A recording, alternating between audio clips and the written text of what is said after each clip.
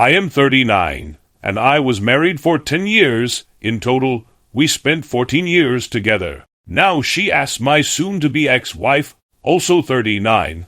This all started about a year ago, but only fully made sense much later. Looking back, I realize I had been feeling deeply alone for a long time. Part of it was my own fault. I was doing everything for her.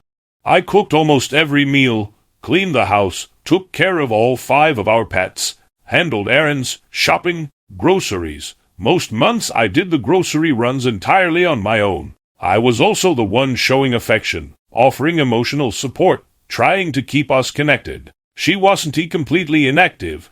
She cooked maybe once or twice a week, fed the pets a couple times, and occasionally swept the house. Her real passion was gardening. For years, I took on most responsibilities so she could spend her free time doing what she loved. I didn't complain. I thought that's what a partner does. Eventually, something clicked in my head. I realized I was completely burned out. I decided to pull back, not just from chores, but emotionally too. Sex was never a big thing for her.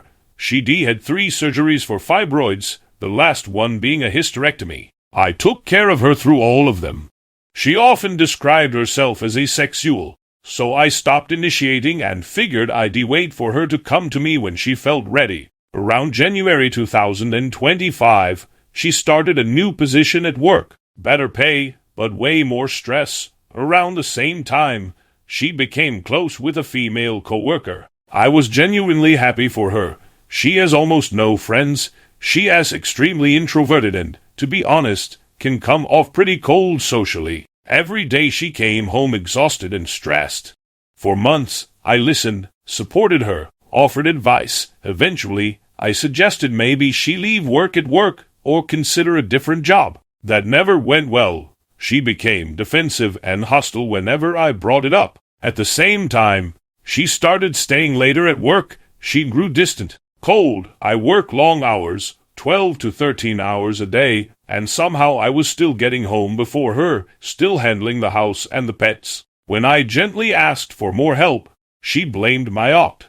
She said she cleaned at her own pace. The problem was she didn't actually clean or help anyway. Over the summer, the distance became undeniable. She wouldn't hold my hand. She pulled away from hugs. Any affection felt rejected. At the end of July, we went on a long planned trip to England and Ireland for our 10-year anniversary. Travel days were rough, but once we arrived, the trip was amazing.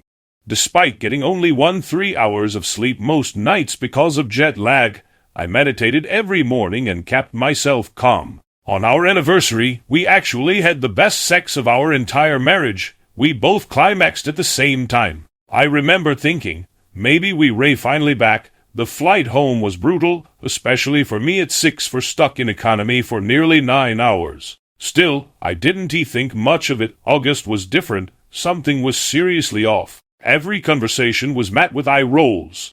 Any story I told felt like a burden to her.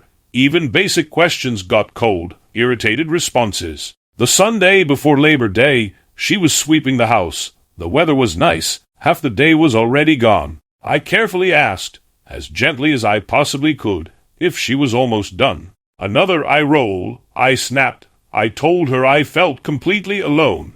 I asked her if she wanted a divorce. I told her I needed reassurance, that I needed to know I still mattered to her. She suggested a break.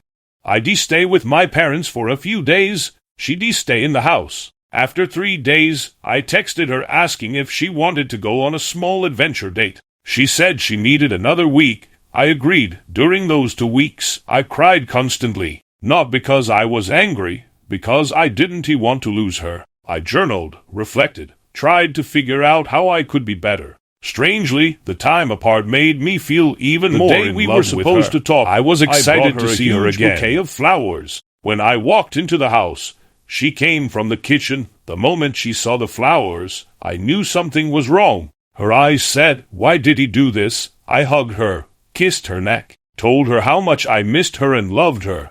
She said nothing. I started explaining everything I wanted to work on, everything I was willing to change. She looked uncomfortable. Finally, I asked what was wrong.